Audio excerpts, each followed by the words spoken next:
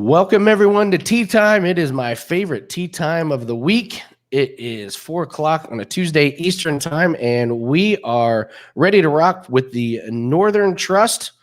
We're in playoff mode, guys. The golfers are in playoff mode. Welcome, my fellow panel of experts, Nick Borrman, Dave Cokin. Let's jump right into it. Heartbreak Hotel for your guys' outrights. Nick, you were on Horschel.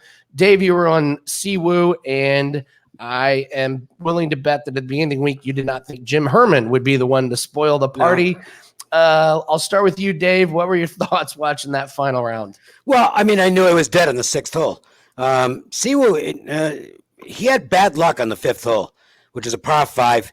Perfect drive. Looks like a really good approach. It was maybe 6 inches to a foot short of where he needed to be. Unfortunately for him, it rolled down and he got a tough lie off the green and had to salvage a par, whereas he should have been putting for eagle. And he did something that younger players will do. He tried to get it all back on the next hole. Sixth hole, narrow fairway, takes out the driver. Nick Faldo commented, he said, paraphrasing what he said, this is not a good decision. Before he hit the shot. It's like, lay up. That's the kind of hole it is. Well, he didn't. He went for broke, and he lost the ball, 2-stroke penalty. And, he went from 2 strokes up starting the day to suddenly no longer in first place. He played okay the rest of the way, but couldn't catch up. And it was a bad decision that I do believe cost him the tournament. Just play it safe, dude. But he didn't, and that was the end of him. And it looked like Horschel was going to win. So I'm sitting there going, at least one of us is going to cash a ticket. And then that went badly too, Nick. Yeah. Herman won. Horschel had it. He was up all afternoon. He got off to a quick start. 16, he was up by 1, bogeyed 16. Herman was 1 hole ahead of him, birdied 17 at the same time. So 2-shot swing, and that's where it ended. Listen, Horschel played well. He beat everybody in the field except the guy that shot 61-63 on the weekend. He barely made the cut. He didn't lose it, So. Amazing. He was an hour away from missing the cut because I think he had to birdie out. He had to birdie 3 of the last 4, I believe, is what they said. Yeah, on Friday. Incredible. And the thing about Jim Herman is he's won 3 tournaments now in his career, and has been a massive long shot in all of them. Yep. He's a very inconsistent player, and he got hot. I got to give it to him. He made some amazingly good shots down the stretch on Sunday. He's putting the ball 4 or 5 feet from the pin. He went out and won the tournament. Yep. I had 2-1 in head-to-head matchups. I gotta say, I really enjoy the dynamic of the way that the 3 of us do picks. You guys do outrights. I do head-to-heads. So there's very little overlapping, and everyone out there, we attack the gambling markets in different ways. I think it's worked really, really well. So I just had a little 2-1 week, but that's 5 out of 6 winning tournaments. That's all that matters. That's all that matters. Yeah. So let's just jump right in, guys. We're in the playoffs. Absolutely loaded field. All these fields are going to be loaded for the next few weeks. Nick, I always go to you to tell us a little bit about this course. What can you tell us about it? Well, TPC Boston, this tournament's unique because they don't play the same course, every year. They rotate between a couple venues. Last year was at Liberty National. I had to scratch my head there for a second. And so you have 2 defending champions, I guess, you got going on this year. You have last year, Reed won it, but that was at Liberty National. And then DeChambeau is the actual defending champion of this course. So the one thing I guess you preface to everybody, if you're looking at course history or tournament history, make sure you're looking at the course history for players here if you use that in your handicapping this week, because the tournament history really isn't going to be indicative of how guys are playing this particular course. So something to keep in mind. But Boston is it's a course that low numbers come up, and you're going to have to go low to win this week. You think of a FedEx Cup playoff, you think maybe a major, maybe a Memorial type setup where it's going to be very difficult. And not that they don't try to set it up difficult, but the course is just not built that way. So this is going to be a low score. It's going to be a high teens. I don't know if I'll get to 20, but it could be. So it's going to be somebody that's going to be making a lot of birdies. this week, and it's going to be it's out there for the taking. I mean, there's nothing about the course that's you really got to be too worried about, like last week, where you can just hit it far and the rough's not going to be crazy long, and you should be able to hit some short clubs in there. So should be fun, and for guys that like to see low scoring, this is definitely going to be a tournament for it. Dave, that's not, you don't like that, do you? You like the harder courses, right? Well, I do like the harder courses, but even last week was an interesting course because if you hit it well, you're in great shape to shoot real low. If you did hit a bad shot last week, though, you got into rough that was not real friendly. Yeah. So I don't have a problem if they, if somebody shoots minus 20 and that type of a course, well, so be it. They just played well enough. I just don't like the courses that we saw very early in the reset where there was no penalty for a bad shot, and it was kind of a joke. We'll see how it goes this week. One thing we know about this tournament, it's not a long shot tournament. Let's put it that way. It's the likelihood is it's going to be a name player that wins this week. That's what this history has been, and I don't see why it's going to be any different. So I won't be hunting long shots this week. I had a couple of bombers last week, and even Kim was like 40-1. This week, I took a shot on one guy at fairly big odds, but I think this is a chalk tournament. All right. Great questions in the YouTube chat room, guys and girls. Get your questions in. Let's just jump right into some of these questions because these are really good. Nick, I'll go to you. Courtney wants to know, what do you think of Phil, top 10? Don't bet it. That's what I think of that. Phil, we've talked about him before. He's had his time in the sun. He'll have his tournaments here and there. He did surprise. Was it I forget. Was it the WGC or the PGA? One of the events he did have a good run, and he finished inside the top 10, but I don't see it here. All right. It's just it's not going to happen. Save your money elsewhere. There's better bets out there. Here's the problem on Phil. He's still named Phil Mickelson. Mm-hmm. So he's 100. He's 100-1. He should be 100-1, and you're not getting that. So therefore, you're not getting a good price on any of the each ways either. You pay a penalty because he's Phil Mickelson, and he's just not. I mean, he's a top 40 player, but he's not a top 20 player anymore, and he's still priced somewhere in that range. Dave, another question. This is a guy I really like this week. He's got great history. They want to know Jason Day, top 10 this week. What are your thoughts on Jason? Top 10? Day? Well, you're not going to get anything for top 10. You're basically going to get you're not going to get much. The days of us being able to, Jason Day not being in good form and being priced accordingly to some extent, that's done. So, if you're going to bet Jason Day, I would say either go matchups or outright. There's just no return on a top 10 at this point.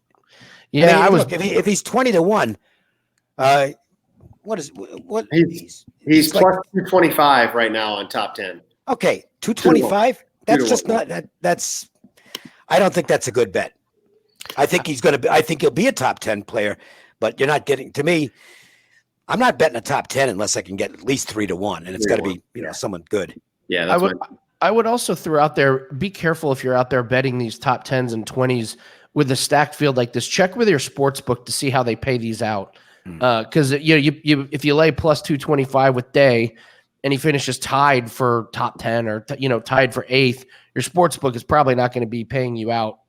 Clear on that. You bet $100 on that and he finishes tied for 10th and you think you're getting 225 back and instead you get $40 back. Yep. So with stacked fields like this, I think it's really tough to bet those, especially the top 10s. There could be so many ties. See, to me, this week, if you're going to go for that each way bets, you're doing on long shots. Agreed.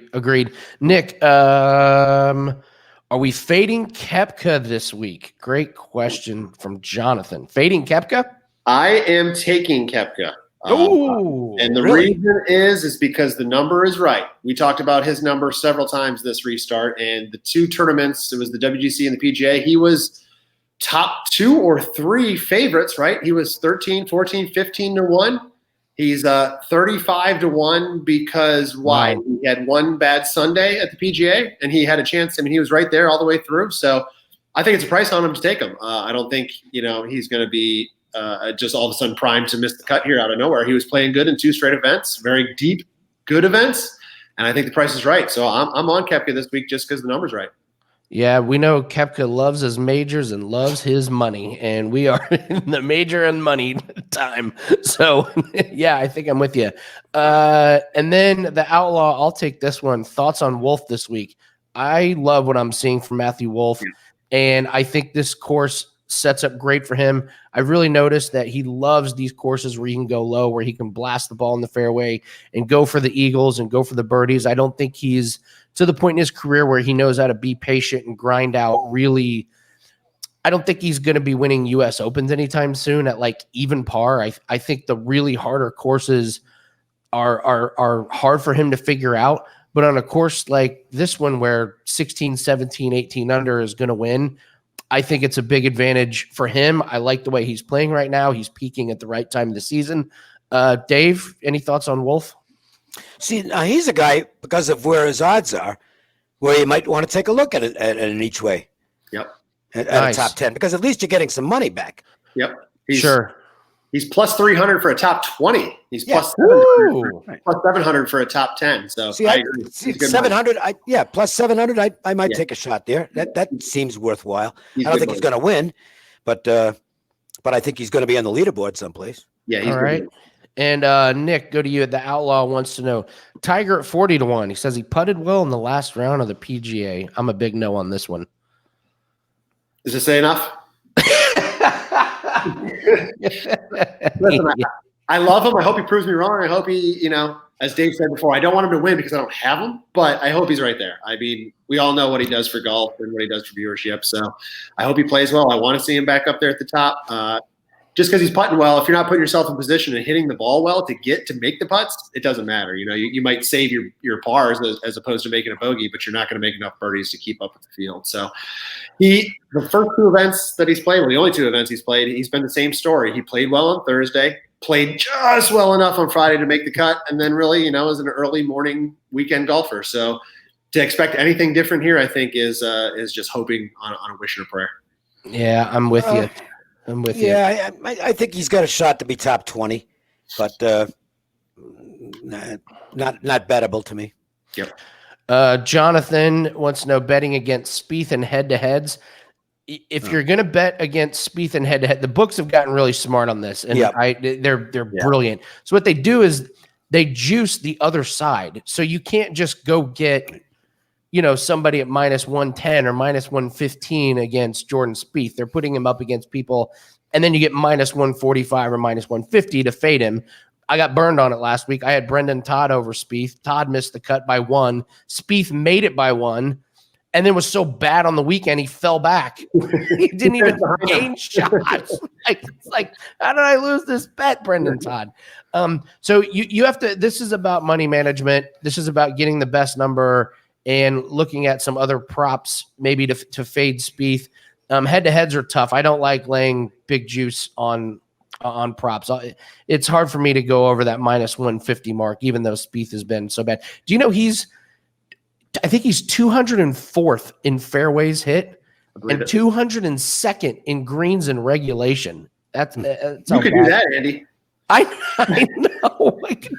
I could at least just go out there and go 7-iron, 7-iron, 7-iron, wedge, putt, or something. So, okay, let's get to some of our thoughts on this. So, stacked field. Let's start with some of the favorites. Justin Thomas is the betting favorite, followed by DeChambeau and Rory McIlroy.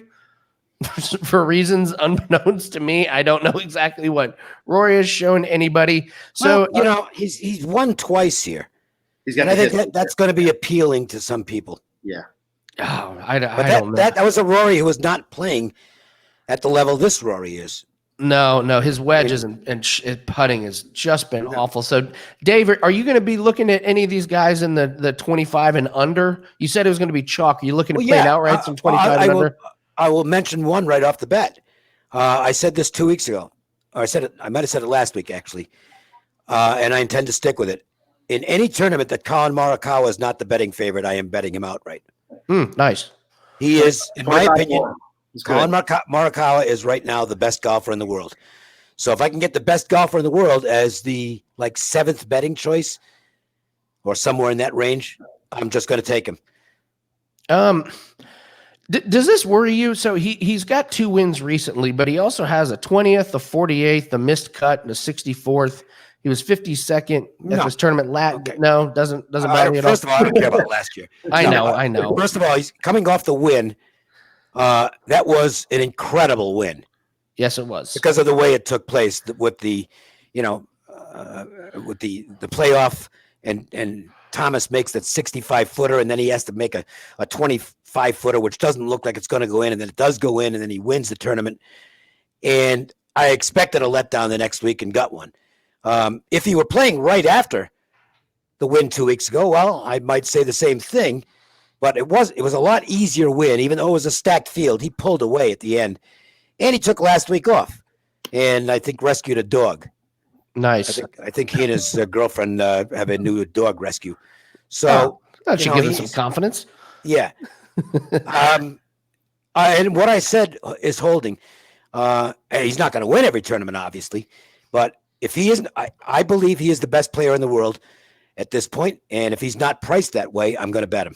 And he's not priced that way, because if he was, he'd be 12-1. Yeah. Okay, Nick, what are you thinking about some of these guys 25-1 and less? Well, there's 9 guys that are under 30-1. Of them, I think Morikawa is the best value. I thought he'd be in the teens this week, as Dave mentioned. So 25-1, I think, is great. He's plus 300, which is decent. I agree with Dave. Anything 3-1 is kind of my cutoff when I'm doing my leaderboard bet. So I'll look at top 20s, top 5s, top 10s, and kind of I have to get to that 3-1 neighborhood. And he's right there. Plus 300, top 10, I think, is a good play on him too.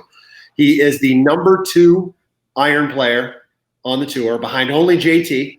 And he's 3rd on tour in total shots, tee to green. I mean, the guy just hits the ball. He's going to be something special. I think his price is good. And speaking of that, JT this week, small greens. I failed to mention that when you asked me about the course. It's smaller than average greens this week. So iron play will be key. Guys that consistently hit greens and give themselves looks. Because if you're hitting greens on smaller greens, you're not having crazy long putts by any means. So I think those 2 guys, I think this week you want to really look at iron play, and those are number 1 and number 2. JT, the return isn't as good, 13-1, but of the top 9 guys under 30-1, JT and Morikawa are my 2 that I like.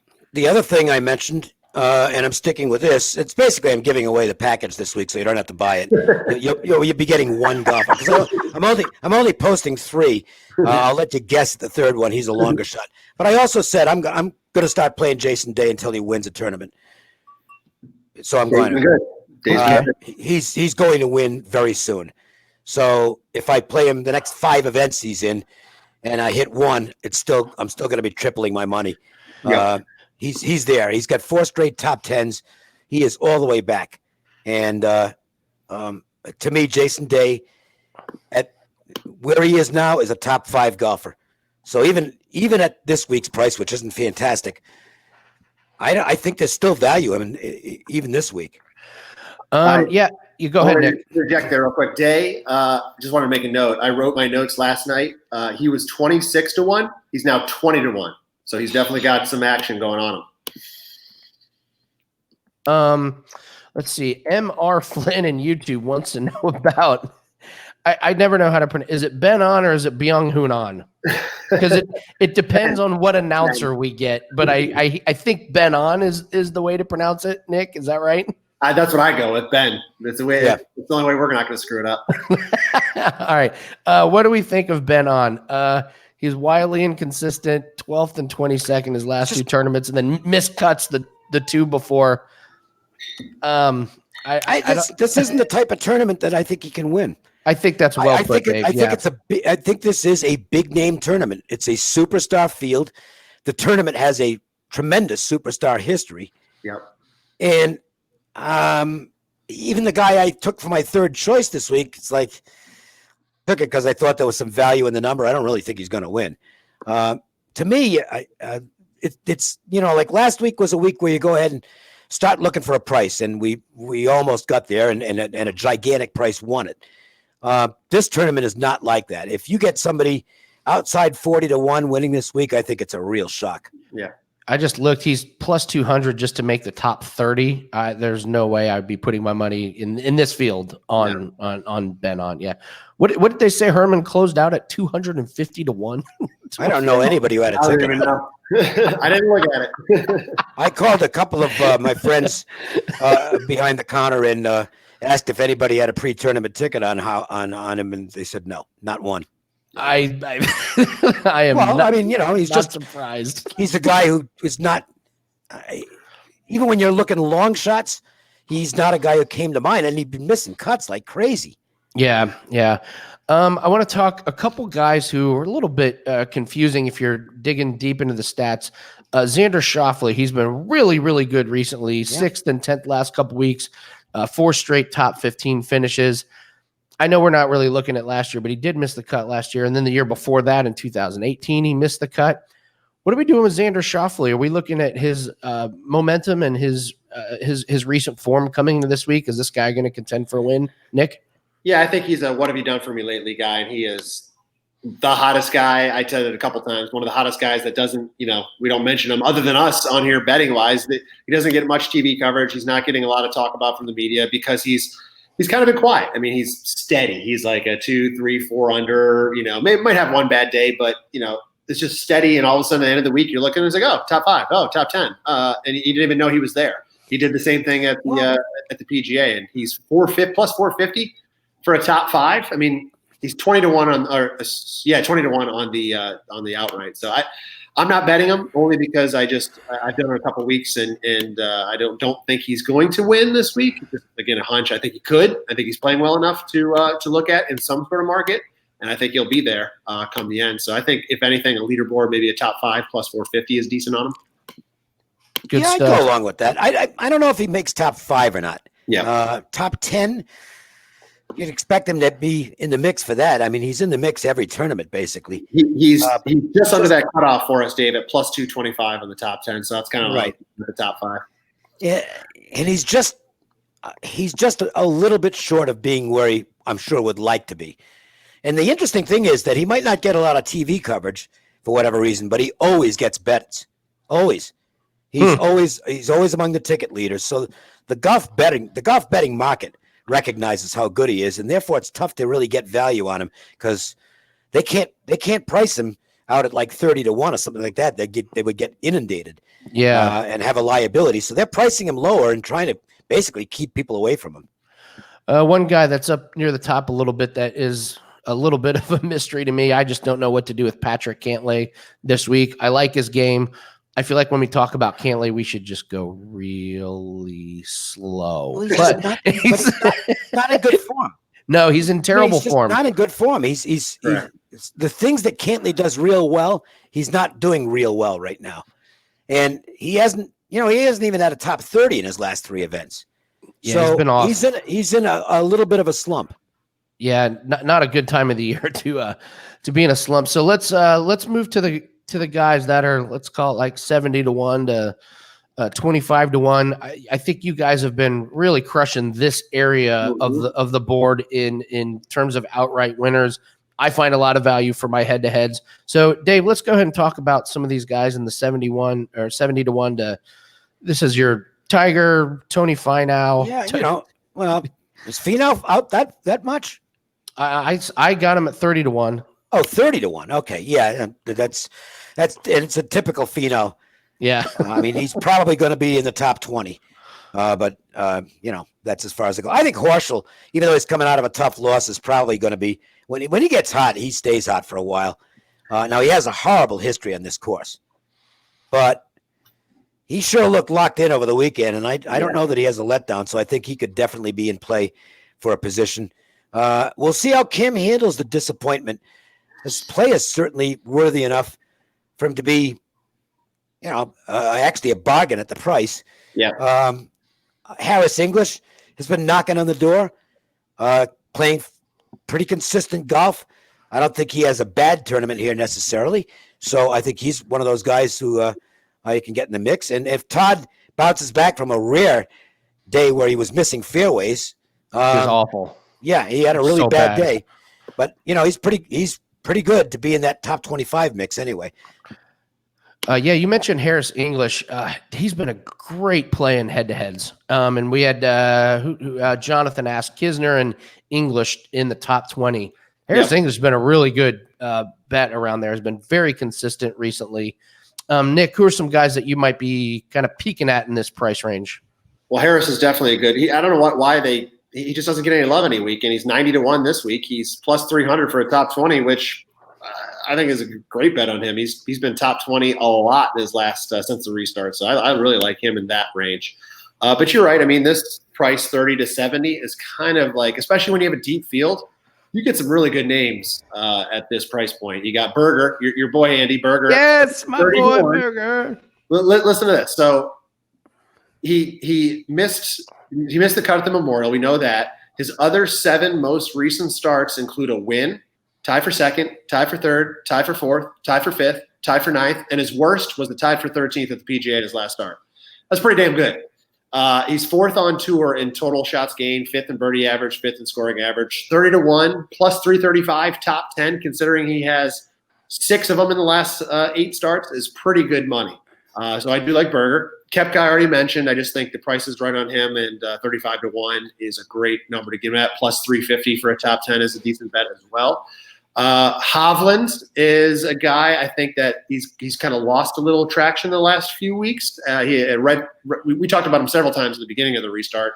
He had 5 straight top 25s, but then he's gone tied for 48th, tied for 59th, and tied for 33 the last 3 tournaments, which were hard ones: the Memorial, the WGC, and the PGA. But he was up there in the 30-1 range. Now he's down to 55-1. So I think he's got a decent value beside him. Plus 250 for top 20, I think, is a decent bet. It's a little under that 3-1, but it's not bad at 250. So I think he's a good look. And the other guy I think that just really hasn't put it together yet, but he's really consistent, and his iron play is very good. And he's 5th on tour in approach with his irons is Matsuyama. I think he's close. He's 45-1 down the list, not being talked about a lot. I think he could have a good finish this week as well. Interesting. I'll throw a few in. Yeah. I like guys who play well when the field is fairly stacked, even though they might not be winners, but they're in the mix. So Russell Henley is the type of player who doesn't seem to get bothered by a superstar field, and he's off a good tournament. He'd be the flip of Doc Redman, who I don't think is ready to play when all the superstars are out there yet. I like to watch how some of these guys do when it's a great field as opposed to a so-so field. So you got Henley, who doesn't seem to care what the field is. If he's on, he can contend. Whereas Doc is not yet reached that point. I don't think he does well in the real tough fields. I throw Mackenzie Hughes out there. He's played some of his best golf in the star-studded tournaments. He seems to get fired up for that. He did really well at the Nicklaus event. So there's a couple of guys who are deep prices that might get you paid. Yeah. We had a question about Patrick Reed, first-round leader. I'm looking at Patrick Reed's first-round stats, and they're okay. Nothing that jumps out to me that says there would be a ton of value. I can't even remember the last tournament that Patrick Reed would have been the first-round leader. Yeah. I'm guessing the odds are probably not great. He did shoot a 65 at the Wyndham. That wasn't his best round in round 1. 40-1. Yeah, I think you're probably going with somebody else. I don't see any tournaments where his first round was his best round. This isn't like a Keegan Bradley or Harold Varner right situation. Varner. Yes. Oh yeah. Go. Yes. Congrats. Who's did you get hoagied? I almost did. I had Varner 80-1, and then now I forget who went to 9 under the first round, and then bogeyed the last hole to fall back in. I forget who it was now, but he ended up in a 3-way tie. So paid 27-1, and then I almost hit Horschel for the outright. That would have been a great week. It was 6 out of the last 7 tournaments. I've either had the outright or the first round leader. So it's been pretty good. Slow down, Nick. You're making us look bad. Jeez. I feel great 2-1 in my little head-to-head matchups. We haven't talked about the Shambo. No, we haven't. Let's do it. These par 5s he should destroy. Yeah, and he won here last year. I I didn't put him on my ticket, but boy, he's the guy I fear. Thomas, obviously, but he's really the guy I fear the most. He could make a shambles out of this course. It all goes back to the number. Dave, do you see anything where you get value on Bryson this week? Value, but sometimes it's not about value. Sometimes it's just like, who's going to win the tournament? And, because if you win the tournament, you get paid. And I don't see how he's not in the mix here. This course sets up really well for him. Yeah. Yep. I mean, he's going to put some. If there's an Eagles prop out there, you might want to take it because that's a good one. He's going to be looking at Eagles on par fives. That's a good one. Yeah, DraftKings has been coming out with unbelievable props and a crazy amount of props on all these sports. It takes hours to go through them, so there's got to be something out there like that. Well, Nick, I'll ask you about this guy, Justin Rose. He was just awful again. I'm sticking with what I said about him. I think he'll have occasional tournaments where it's like the old Justin Rose resurfaces, but I'm not saying he's fallen off like Spieth, but I don't think he's the player he used to be. Were you watching the feature groups on Thursday by any chance? I believe it was Rose, Kepka, and Spieth, and there were just multiple holes. There were multiple holes where nobody was in the fairway. Yeah, that should have been they should have immediately just canceled that feature group as soon as they got those guys. Collective 20 over par. Those guys wouldn't have made the cut if it was a scramble. True. Oh, it's funny. That's the quote of the day. Andy, Rose, last week we talked about, he had the good finish. He got the PGA, he finished 9th, but he putted out of his mind. Last week I gave him out as a fade because his shots gained numbers were the worst of any of the guys finishing in the top 20. Like I said, he just got lucky on the greens. He made a bunch of putts. Well, if you don't hit greens and you're not putting yourself close and you don't make the putts that you're not supposed to make, you're not going to do well. I don't see him this week. He's another fade for me. All right. Jonathan wants to know if we see a bounce back from Tyrrell Hatton. I like Hatton. I follow him. He's so streaky and he's so emotional. He's so up and down. And when he's up and you ride him until he gets down. And now it feels like he's down 69th and miscut his last 2 tournaments. I will not be supporting Tyrrell Hatton, but I have not found any value on how to fade him in any matchup. So he's a stay away from me. Yes, Nick, I've been on Hatton last few. I need a break. I don't know who he's matched up against, but I agree with you on Hatton. He is the maturity factor is still not there with him. Yeah. He's got great talent, but he is a guy, and you can just watching him within rounds, you can pretty much tell when he's going to do something. He'll hit a shot, and he's just starts muttering to himself, and it's like, he's got Rahm syndrome, and Rahm has finally learned. He'll still have his outbursts, but Rahm seems to have learned now how to put them behind him. Hatton hasn't yet. I want to see Hatton and Rahm in a featured group at a really hard course. Sparks would fly. So I almost hope Tyrrell Hatton doesn't calm down because he's so entertaining, and he is, but he's doing himself, in my opinion, an injustice by he does something that weekend golfers do.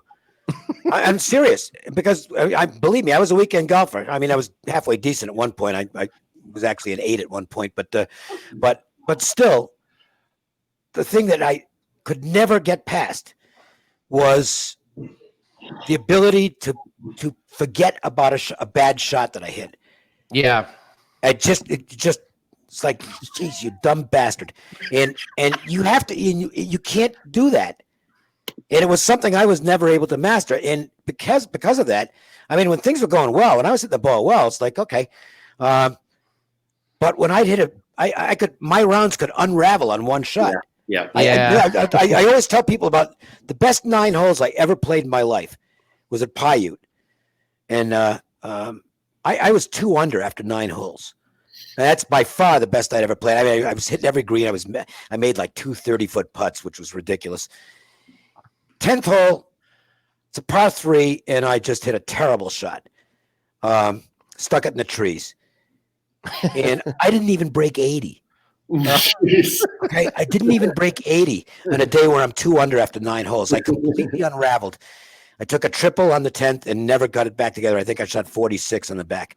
And that was what, I'm not saying I was going to be a great golfer, but that's what separates the good golfers from the ones who are not so good, is the mental aspect, and I just could never overcome that. At a pro level, it's more pronounced because you can't afford. It didn't matter to me. I was going to lose $5 in a Nassau.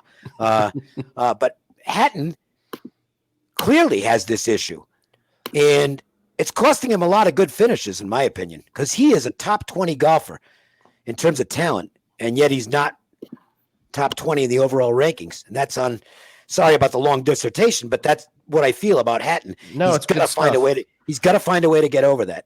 It's great stuff. Courtney, what's the best strategy for DraftKings this week with so many top names as the favorites? I pulled up DraftKings. I just made a little makeshift lineup. It's so hard to be up at the top because there's nobody down at the bottom. So I'll give you a quick lineup here, Courtney. I'm not going more than 9,700. I started with Schofley, then I went with Berger at 8,900. Adam Scott loves this course. He's at 8,400. I like Wolf's upside at 78. Harris English is steady. He's at 7,600, and I like the upside of Cameron Champ. Guy can drive the ball this long, should feast on the par fives. So there's a lineup for you that's between 7,600 and 9,700. I'm not going stars and scrubs this week. I'll try and keep it in the middle and hopefully, fingers crossed, get 5 of those guys through the cut. If you get 6, you're going to get a really nice payday. So that's my DraftKings this week. Nick, anybody? We always have to do long shots. Anybody? Anyone? Outside 100-1? Do I think they'll win? No. But the one I did like was the Doc. Nice. He's coming in off a good week last week. He's 140-1. Again, will he hit that? No. But he's 5-1 plus 500 for a top 20. He's 13th on tour, shots gained approach, so irons, 22nd off the tee. Number 11 in driving accuracy, number 10 in greens and regulation. So just think about that. He's a guy that's consistently in play, and get him to the weekend, no reason to think he can't move up the leaderboard a little bit and sneak into a top 20. Again, I don't think he's going to win, but the numbers there of how he's playing consistently are pretty good to get him 5-1 at a top 20. He's coming off a good week, so he can be there, and I think he's worth a play. But there's just not a lot of guys down here that I think are worthy of an outright this week. Yeah, Dave, anybody that you're looking at, or is this just a pass on the long shots for you? Total pass on the long shots. Okay. I think it's a top 20 player winning this week. Okay, I guess I like, again, I mean, you don't have to buy the package because I'm telling you 2 of the 3 guys. I have Day and I have Morikawa, and I'm pretty happy with those 2. No, buy the package, support Dave. He puts all the work in like we all do. Buy the baseball, buy the baseball, the hockey. There you go. It's more value anyway. I guess the one guy I would throw out he's 125-1. Alex Noren, 3rd, 9th, 22nd, his last 3. That guy can get streaky. So Jonathan wants to know, any thought on if there's a question, there's an answer. Abraham answer. Feels like he has tailed off, and this course does not set up well for his game. Is that right, Nick? I think he ran 7th here last year, didn't he? He was 2nd, but this is a different course, isn't it? No, 7th. Yeah. I think it was 7th here. Okay. I have him as missed cut in 2018. Okay. Nick, Abraham. I have him finishing 7th. I might have made a mistake. All right. You're right, Nick. Answer, I've been on a couple last few weeks, and you're right, he's fallen off a little bit. Usually that just spells, maybe the value comes back on him. He's plus 250 for a top 20. But he's not on my card this week. I just I think he's kind of going the wrong way, and there's too many people in the field to think that he's just going to turn it around and be above a lot of those guys. So I'm not on him this week. That means he'll probably be a top 5, but I'm going to pass on him. I just don't think he's quite there right now. All right, everyone in the room, we got about 5 minutes left. Get any last questions or comments or anything? There was somebody else I wanted to ask you guys. This guy, Tommy Fleetwood. Fade. I swear it's the unique hair that gets people to think he's going to win a major. And I just don't get it with this guy. He has one amazing yet. Well, he hasn't won over here. He has this one incredible round, and the announcers just fall all over him. And then he follows it up with a +4 like he did on Sunday, and there he is, 59th. I don't get the love of Tommy Fleetwood. I mean, the putter's just not there. Yeah. You got to make putts. You got to make putts if you want to win over here. He's pretty. That's all he misses. I'm not talking about. I'm not talking about putting at the level of Poulter or something like that. But he misses a lot of putts the type of putts you got to make. You got to make those 8 to 10 footers. Yeah, and he just doesn't do it. Yeah. He was a weird guy. I mean, he took forever to come back from the restart, right? And then yes, he did. He missed the cut in the first event. Now he's played 5 straight weeks, so including last week. So, and really, his best finish was the tie for 29th. He's got a tie for 35, tie for 59. So he's really not. He's not there. He's got a couple really low rounds, a 64 in the PGA, 64 at Wyndham, but he's also had 73s and 74s in the same tournament. So he's not consistent. He's 144th on tour right now in iron play. And again, I like to look at that number, especially with these smaller greens where you're going to be hitting them. So I don't think he's worth anything. So basically, nothing in his game is working all that well right now. He looks pretty. He's pretty. Oh, that's great. All right. Yeah, Tommy Fleetwood.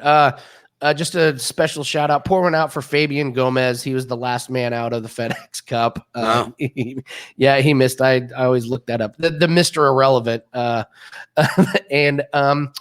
Dave, what are you working on now? Baseball, hockey? Yes. Baseball, NHL. I'm getting set for college football. What there is of it. I mean, I don't exactly know who's going to be playing, but I'll be ready to go. And college football, I've had 3 straight years of 60% winners at Wager Talk. Nobody else has done that. So nice. Try and do it again. Good stuff. Nick, what are you working on? Soccer. I'm right now rolling through the Champions Europa League, which are ending. I got Paris Saint-Germain today. They're up 2-0 at half. Actually, I haven't looked right now if that's still the same score. But you've been doing really, really, really well in there. The domestic leagues, Premier League, La Liga, all those will start back up in a couple of weeks. So excited for that. And of course, we have MLS going on right now. I did want to ask one question really quickly to you guys. Have you seen any books up? I want to make futures bets on the FedEx Cup in general. Have you guys seen those out anywhere? I'm even looking at DraftKings and I'm not seeing them yet. Like, to win the FedEx Cup or to, make the Tour Championship. I haven't seen those yet. Have you guys seen any of that? I haven't looked, to be honest. I've seen them offshore. I have not seen them on DraftKings. I've seen them on like Dimes or I think Pinnacle, but definitely on Dimes I've seen it. There's some I'd want to dabble with maybe a little bit, but I haven't seen anything yet. So I figure to win the FedEx Cup, you probably get really good pricing because now you gotta outlast 3 tournaments versus 1. So yeah, absolutely. You know what? I have a little bit of a free play I'll give to people. Some of you that are in here that listen to the golf podcast I do know I love doing these little make the cut parlays where you take like 3 or 4 guys. I absolutely love them. It's my addiction. And I have one this week that pays +110. Adam Scott, Daniel Berger, and Jason Day to all make the cut. Adam Scott loves this place, loves this tournament, top 5s. Daniel Berger, starting with the Waste Management, 8 tournaments, 6 top 10s, a win. He finished 15th here in 2018. And Jason Day, we've gone over. He's in great form. So, yeah, Adam Scott, Daniel Berger, and Jason Day. Put all those guys to make the cut. You get a little bit of plus money. So nice.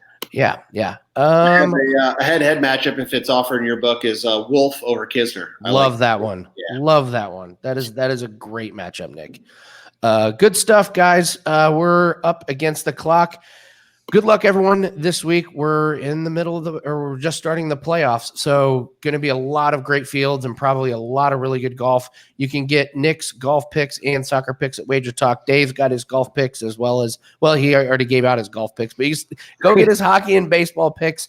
We're doing the live UFC show every Saturday night. We hit a 12-1 winner in the middle of the broadcast. Yeah, it was pretty cool. So a lot of good stuff going on at Wager Talk. Good luck, guys, and we'll see you next week. All right. See you guys.